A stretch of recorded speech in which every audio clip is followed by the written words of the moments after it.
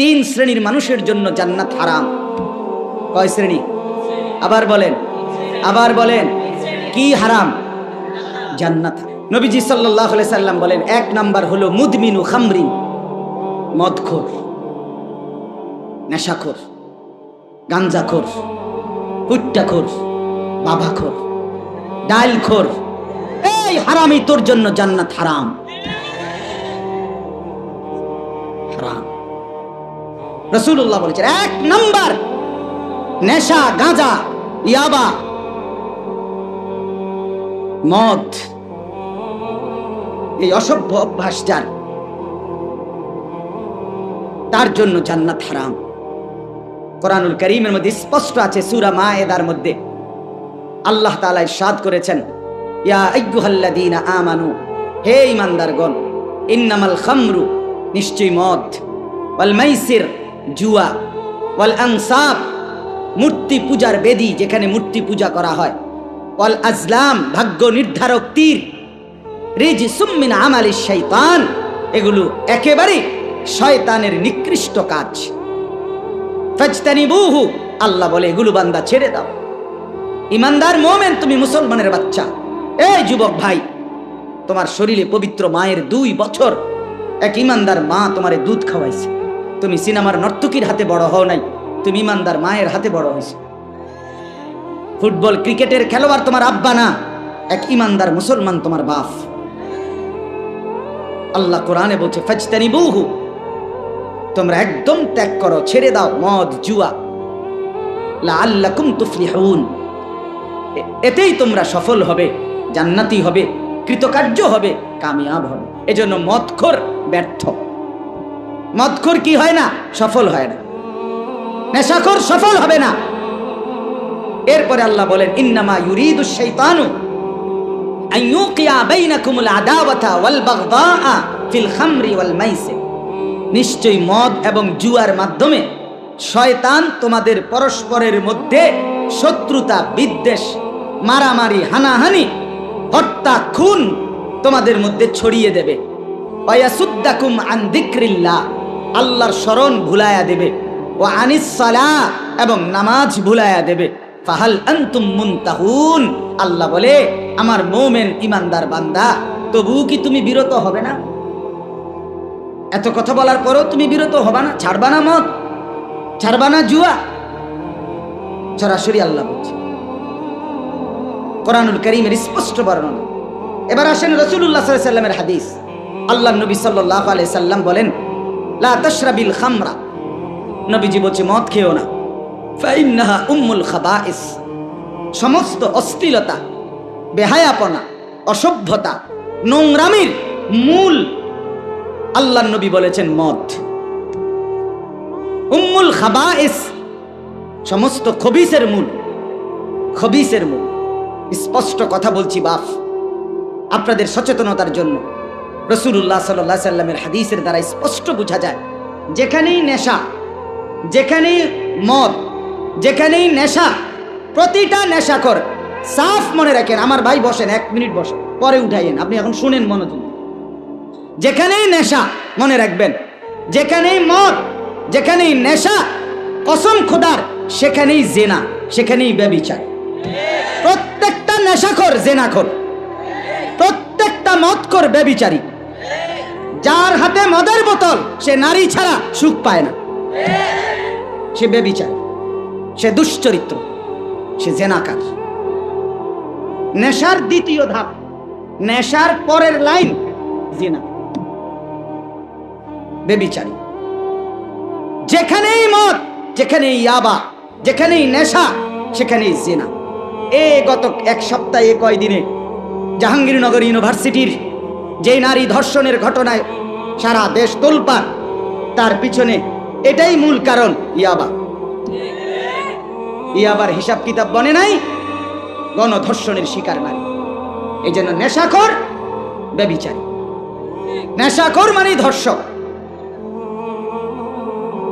সাফ কথা। আরো ভয়ঙ্কর কথা শুনবেন, নবী সাল্লাল্লাহু আলাইহি সাল্লাম বলেন, ওমান শারিবাল খামরা, যে নেশা করে, মদ খায়, ইয়াবার ট্যাবলেট নেয়, এইগুলো তারাকাস সালাহ, তার নামাজ ছুটে যায়, এটা তো আছেই। সবচেয়ে ভয়ানক কথা, আমার এটা বলতেও শরীর শিহরে ওঠে, ওয়া বাকা আলা আম্মাতিহি ওয়া খালাতিহি। নবীজি সাফ বলছেন যে নেশা করে সে অচিরেই আপনজন, ঘনিষ্ঠজন, আপন মামি, ফুফি, খালা, আপন মামাতো বোন, ফুফাতুন, চাচাতো বোন, আপন রক্তের এই ঘনিষ্ঠ মানুষদের সাথে জিনা এবং ব্যভিচার করতে উদ্যত হয়।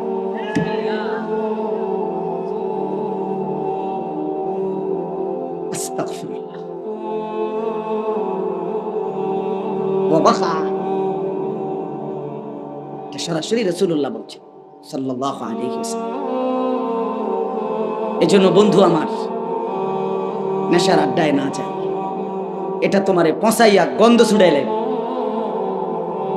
জিন্দেগি এলোমেলো করে দিবে, জীবনটা তছনছ করে দিবে।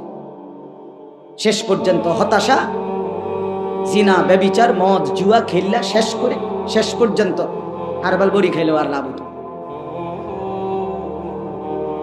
সব শেষ করে। এজন্য 1 নাম্বার, তার জন্য জান্নাত হারাম, নেশাখোরের জন্য। 2 নাম্বার, আকুল ওয়ালিদাইন, পিতা মাতার অবাধ্য সন্তান, যে মাকে কষ্ট দেয়, যে বাবাকে কষ্ট দেয়, যে পিতা মাতার সাথে উত্তম আচরণ করেন, পিতা মাতার সাথে সদ্ব্যবহার করেন, তার জন্য জান্নাত হারাম। আমাদের বাংলাদেশের একজন বুজুর্গ আছেন, যিনি একজন নিভৃতচারী মানুষ, আড়ালে থাকেন, যিনি কোনোদিন মাঠে, ময়দানে, মঞ্চে, স্টেজে কখনোই ওঠেন না, যিনি কখনোই কোনোদিন একটা ছবি তুলতেও দেন না, ভীষণ প্রচার বিমুখ, নীরব এক সাধক আলেম, বাংলাদেশের আল্লামা আবু তাহের মিসবাহ আদিব সাহেব হুজুর বলে ওনাকে। ছোটবেলায়, আজ থেকে 30 বছর আগেও আমরা ছোট্টবেলায় মাদ্রাসায় পড়ার জীবনে যার আরবি কিতাব এসো আরবি শিখি পড়ে আরবি শিখার হাতে ঘড়ি, সেই মহান মানুষটা আল্লামা আবু তাহের মিসবাহ। মজার বিষয় হলো আমাদের কুমিল্লার সন্তান, চান্দিনার। আলহামদুলিল্লাহ, বাংলাদেশে তাকে যদ্দূর চিনে, গোটা আরব তাকে, আরবের সমস্ত উলামায়ে কেরাম তাকে তার চাইতে 100 গুণ বেশি চিনে। সেই সোনার মানুষ আল্লামা আবু তাহের মিসবাহ তার এক লেখনীতে বলছিলেন, একটা সুন্দর শিরোনাম দিছিলেন, মাকে রাজি করো, দুনিয়া আখেরাতের কোথাও আটকাবে না। মায়ের মুখে হাসি ফুটায় দাও, মায়ের মুখের এক হাসি তোমার দুনিয়া আখেরাত পার করে দিবে। মাকে রাজি করো, দুনিয়া আখেরাতের কোথাও আটকাবে। এই আকুল ওয়ালিদাইন, পিতা মাতার অবাধ্য সন্তান জান্নাতে যাবে না। 3 নম্বরে, যেটার জন্য মূলত আমি কথা বাড়ায় ফেললাম, যে উদ্দেশ্যে আমি বলছিলাম, অদ্দাইয়ুস। 3 নম্বর হলো দাইয়ুস আল্লাযী ইউকিররু আহলাহু আল খুবুস। এই যে সরাসরি হাদিস, নবীজি বলছেন, এবং দাইয়ুসের জন্য জান্নাত হারাম। আর দাইয়ুসকে আল্লাযী, নবীজির হাদিস, কোনো আলেমদের বানানো কথা না, নবীজি সরাসরি বলছে, দাইয়ুস আল্লাযী ইউকিররু, যে মেনে নিচ্ছে, স্বীকৃতি দিচ্ছে, আহলাহু, তার পরিবার, স্ত্রী, সন্তানের জন্য, আল খুবুসা, খবিস জিনিস, নাপাক জিনিস, নাজায়েজ জিনিস, হারাম, অশ্লীলতা, বেহায়াপনা, অসভ্যতা, নোংরামি, এটা যে তার স্ত্রী সন্তানের জন্য মেনে নিচ্ছে, রাসূল সাল্লাল্লাহু আলাইহি সাল্লাম বলেন সে দাইয়ুস, তার জন্য জান্নাত হারাম। এই জন্য চাচা, হিসাব করে যাইয়েন, কবর হিসাব করে যাইয়েন। মৃত্যুর সময় ঘরে একটা রঙিন টেলিভিশন রেখে যাচ্ছেন, ছেলে মেয়ে সবগুলোর হাতে বড় মোবাইল, আপনি ঘুমান পাশের রুমে, ওরা সারা রাত মোবাইলে অশ্লীল উলঙ্গ ছবি দেখে, জিনা ব্যভিচারের দৃশ্য দেখে। খোদার 365 দিন, একটা বছর পার হয়ে যায়, 16 বছর 18 বছরের ছেলেটা, মেয়েটা কোনোদিন খোদার 365 দিনে, 1 বছরে কোনোদিন ফজরের নামাজ পড়ে না, মুসলমানের ঘরে ঘুমায়া, মা বাপ জীবিত মুসলমান, অথচ সেই ঘরের ছেলেটা, মেয়েটা আজকে একটা বছর কোনোদিন ফজরের নামাজ ওয়াক্ত হয় কখন, সময় হয় কখন, ফজরের জামাত কয়টায়, সে এটাও জানে না। 1 বছরে খোদার একটা দিন কোনোদিন ফজরের নামাজ পড়ে না। আহা মুসলমান, এত বড় অসভ্য, এত বড় জানোয়ার, এত বড় নির্লজ্জ, বেহায়া মুসলমানের ঘরে কেমনে ঘুমায়? ওই বাপ কি করে, ওই মা কেমনে ঘুম, সে ঘর মুসলমানের ঘর কেমনে হইল? ওই বাবার চোখে ঘুম আসে কেমনে, ওই মা চোখে ঘুম আসে কেমনে? হায় আমার সন্তানের পরিণতি কি, আমার মেয়েটার পরিণতি কি? আমার 16 বছরের 18 বছরের মেয়েটা আপনার প্রতিদিন রঙ্গরসে টাইট কাপড় পরে সাইজা গুইজা হরেক রকমের বাহারি প্রসাদনী সাজসজ্জা করে আপনার মেয়েটা রাস্তায় বের হয়। আপনি বুঝেন না, আপনি সিরা খান, আপনি কিছুই বুঝেন না সে কই যায় কি করে, তার এই রূপ যৌবন কে দেখবে আপনি বুঝেন না কিছু। রাস্তার দুই পাশে কিছু লম্পট খাড়াইয়া মুত্তা ফানি লয় না, এরম অসভ্য কিছু বখাটে দুশ্চরিত্র যুবক রাক্ষসের দৃষ্টিতে উপভোগের নজরে উপভোগের তামাশায় আপনার মেয়েকে স্ত্রীকে দেখছে। এই অসভ্যতার জন্য এই বেটি রাস্তায় বের হচ্ছে। আপনার হায়া কোথায়, লজ্জা কোথায়, শরম কোথায়? আত্মমর্যাদা সম্পন্ন পুরুষ, খোদার কসম রাসূলুল্লাহর হাদিস এটা, যার ভিতরে গায়রত আছে, গায়রত আরবি শব্দ, আত্মমর্যাদা, আত্মসম্মান, প্রেস্টিজ কনসার্নড, আত্মসম্মান যার আছে, আত্মমর্যাদা যার আছে, খোদার কসম রাসূলুল্লাহর হাদিস, সেই ব্যক্তি স্ত্রী মেয়ের, নিজের স্ত্রী কন্যা বোনের বেপরদিগি মেনে নিতে পারে না।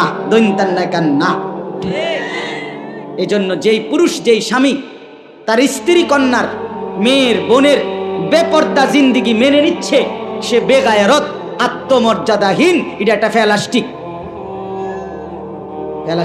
বেডিও ফেলাস্টিক, বেড়াও ফেলাস্টিক। ও হুজুরে কইছে প্যারালাইজড, এটা অপদার্থ, অকর্মণ্য। হযরত সাদ ইবনে মুআজ রাদিয়াল্লাহু তাআলা আনহু একদিন নবীজিকে বলছে, ইয়া রাসূলুল্লাহ, আমি যদি কোনোদিন আমার স্ত্রীকে দেখি পর পুরুষের সাথে 1 মিনিটের জন্য কথা বলছে, আমি আমার তরবারি খাপ থেকে বের করে এক কোপে গর্দান ফেলে দেব। সাহাবীরা, হাদিসে আছে, সাহাবীরা চিৎকার করে উঠছে আল্লাহু আকবার কইয়া খুশিতে। আরে কইলো কি রে বেটা? নবীজি তখন, হাদিস আছে, নবীজি সাল্লাল্লাহু আলাইহি সাল্লাম বললেন, আতাজাবুনা মিন গায়রাতি সাদ, আরে তোমরা আমার সাদের গায়রত, আত্মমর্যাদা দেখে অবাক হলা? তখন নবীজি বলছে, ওয়াল্লাহি আনা আগিয়ারু মিনহু, আমি মুহাম্মদ আমার সাদের চাইতে আরো বেশি গায়রতওয়ালা, আত্মসম্মানওয়ালা। এরপরে বলছে, ওয়াল্লাহু আগিয়ারু মিন্নি, আর আমার আল্লাহ এর চাইতে বেশি, আমার চাইতে বেশি আত্মসম্মানওয়ালা আমার আল্লাহ। এজন্য শুনেন, এজন্য আল্লাহ তাআলা কোরআনে বলছে, বন্ধু, পৃথিবীর বহু শাস্তি অপরাধের আমি পৃথিবীর বিচারক আদালত আপনার হাতে ছেড়ে দিলাম, কিন্তু জেনা ব্যভিচার আমার বান্দি, ওরে আমি বানাইছি মেয়েটাকে, এই নারী আমার সৃষ্টি, এই কন্যা আমার, এই মেয়ে আমি বানাইছি, আমার হাতের সৃষ্টি, এটা আমার সৃষ্টি, আমার বান্দি। তার সাথে যখন কেউ জেনা ব্যভিচার করে, এই পুরুষ নারীর শাস্তি বিচার আমার গায়রতে লাগে। এজন্য আমি আল্লাহ নির্ধারণ করে দিচ্ছি, বন্ধু, জেনা ব্যভিচারের শাস্তি আপনি কিংবা দুনিয়ার কেউ করতে পারবে না, আপনাদের ফয়সালায় হবে না, এটা সরাসরি আমার চূড়ান্ত ফয়সালা। বিবাহিত পুরুষ নারী জেনা করলে পাথর মেরে ফেলেন, অবিবাহিত ছেলে মেয়ে জেনা করলে, ব্যভিচার করলে চামড়ায় 100 বেত্রাঘাত করেন, এবং এইভাবে বেত্রাঘাত করবেন যেন এই বেত্রাঘাত করতে গিয়ে কারো মনে দয়া মায়া না আসে। ওয়ালা তাখুযকুম বিহিমা রাফাতুন ফি দীনিল্লাহ, এবং কোন আড়ালে গোপনে কোন একাকী রুমে এই দোররা বেত্রাঘাত করা যাবে না। ওয়ালিয়াশহাদ আযাবাহুমা তাইফাতুম মিনাল মুমিনিন, মুসলমানদের একটা বড় জামাত উপস্থিত থেকে তাদের সামনে ওপেন খোলা মেলা এই আযাব, এই শাস্তি দিতে হবে দৃষ্টান্তমূলক, যাতে এক ঘটনায় 1000 বছর 100 বছরের জন্য সমাজ নিরাপদ হয়ে যায়। ইসলাম এটা ওই নাস্তিক মুরতাদ আর এই প্রগতির দাবিদার ওই বেঈমান মুরতাদরা বলে এটা জুলুম, এটা জুলুম।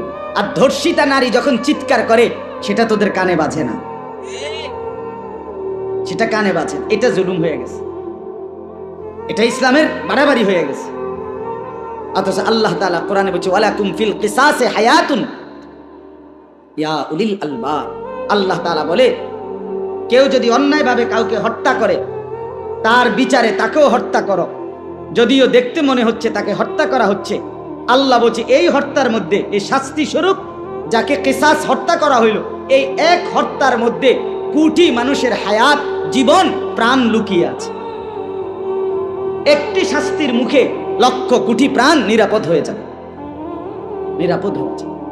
অতএব আমার বন্ধু, আমার বাপ, আমি আপনাদের কাছে এই লম্বা কথার দ্বারা এটা প্রথম বুঝাইতে চাইছি, আমাদের বদলানো দরকার, আমাদের পরিবর্তন দরকার। আমাদের মুরব্বী যারা, আপনাদেরও ফিকির দরকার। আপনারা কি করছেন, শেষ পর্যন্ত আপনারা কি হিসাব মিলাইয়া কবরে যাচ্ছেন? আল্লাহ দোহাই আপনারা হিসাব মিলান। যুবক ভাই, তোমরাও বলি সবার কাছে, আমার আয়াতের কাছে আমি অল্প সময় লাগবে।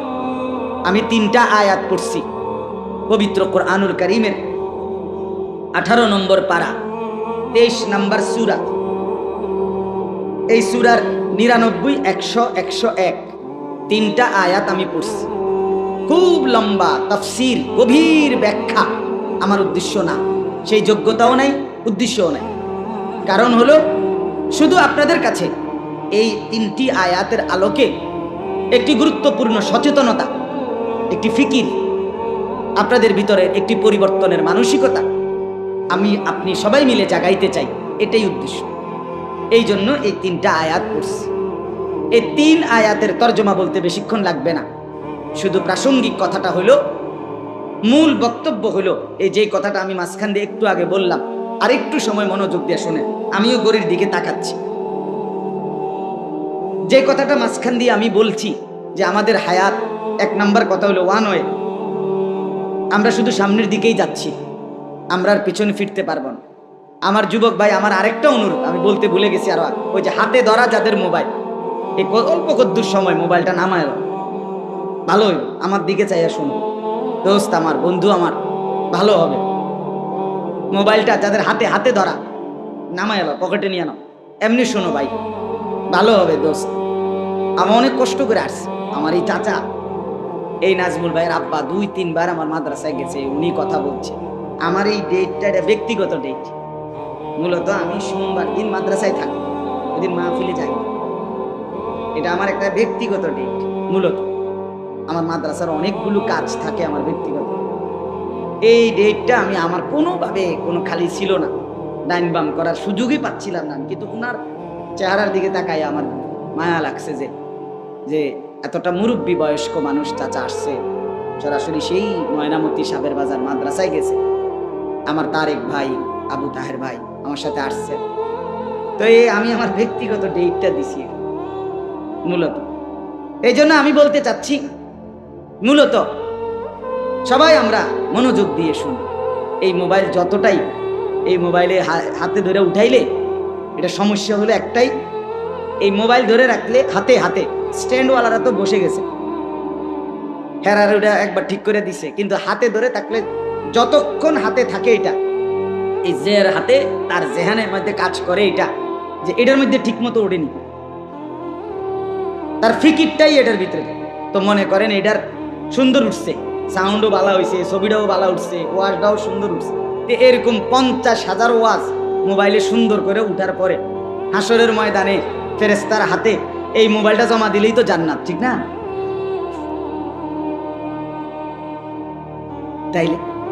তাইলে এটার মধ্যে সাজলে কি লাভ হবে? আমার জিন্দিগিতে সাজবে কখন? আমার জীবনে আসবে কখন? আমি বদলাবো কখন? আমার পরিবর্তন কখন? তো আগার মেরা নিহি বানতা না বন আপনা তো বন। প্রতিদিন আমি লাস্টে কথাটা বলি।